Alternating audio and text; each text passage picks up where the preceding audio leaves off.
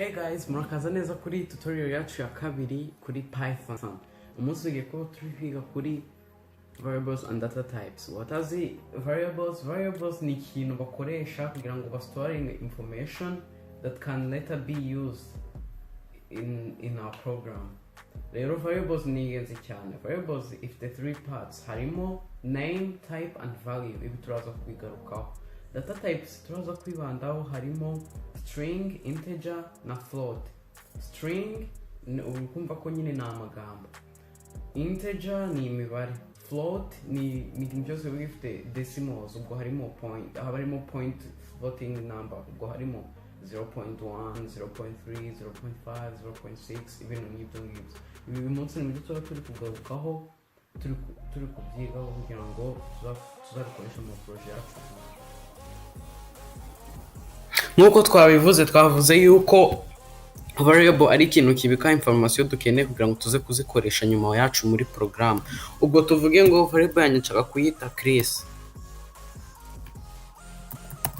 Ninyita Chris ugomba kuhita ushiraho equal sign ukayihereza value. Ubwo value yanjye ni kuko ari string, nshaka kugira string urugero ubwo kari amagambo ndahita nshiraho hello world.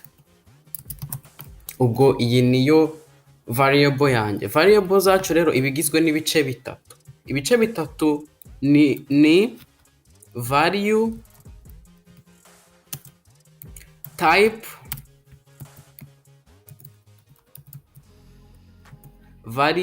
type,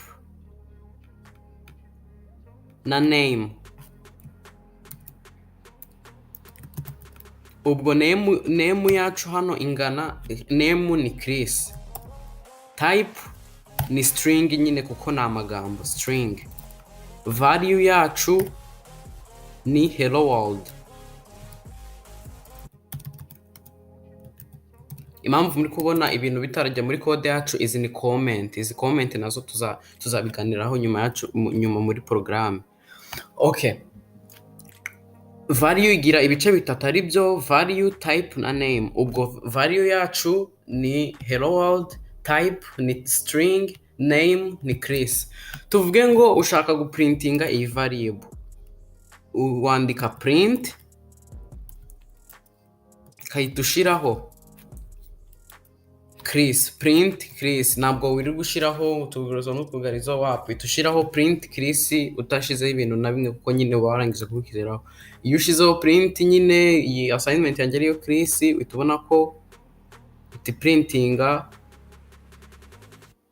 hello world nyine hano kuko navuze ngo Chris ingana na hello world ariyo value yacu. Ubwo value iyo ushizeho print printinga value y'iyo variable ya tuvuge ngo ni umubare wacu kuko ntabwo wiri gushiraho twuguruzo n'utugarizo ahubwo ushiraho rimwe.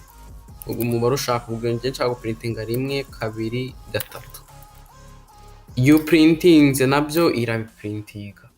Ubwo hano value yacu ni 1 2 3.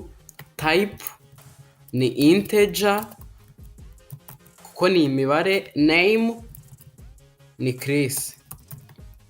Tuvuge ngo ushaka guprintinga amadesimo yo nyine ni float point number. Ubwo ni 0. urugero 4 5. Iyo umuntu abigize gutya, iyo umuntu ayiprintinze ubona ko iyo iraninze iprintinga iyo mubare wacu. Ubwo type ya value yacu ni 0.45. Type ni float ubwo kari amadesimo. Name ni Chris.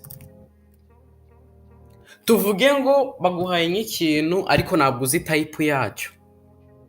Iyo Python ifite type function. Ubwo type function ni ikintu washiramo ku buryo ihita ikubwira type y'ikintu wanditse. Urugero hano nshyizeho ngo kugira ngo rero umenye type yacu andika print ukahita ushiraho type, hano ugashiraho bracket.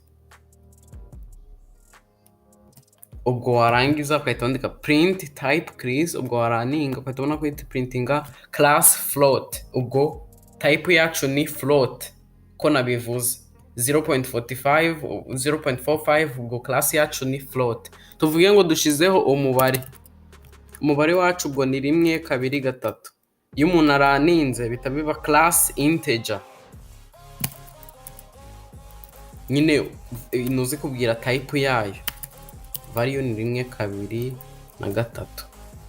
Tuvuge ngo dushaka guprintinga umubare uri negative. Wibuke ko integer ziba zirimo ni umubare wose na za minus zose zirimo, byose birimo. Ubwo hano ushizeho minus 1.23 nuza ikora ikubwira ko class n'ubundi ari integer. Tujye ku magambo, urugero amagambo printing east side programming, cyangwa se hano media. Iyo umuntu araninze tubona ko itukubwira ngo class ni string ya ubwo type yacu ni string, name ni Chris, ubwo nuza value ni east side programming hano media. Mwakoze gukurikirana, muze gukora subscribe kandi mwibuke gusharinga ino video, kandi nyine mwakoze gukurikirana, ndabashimira ku bw'umwanya wanyu.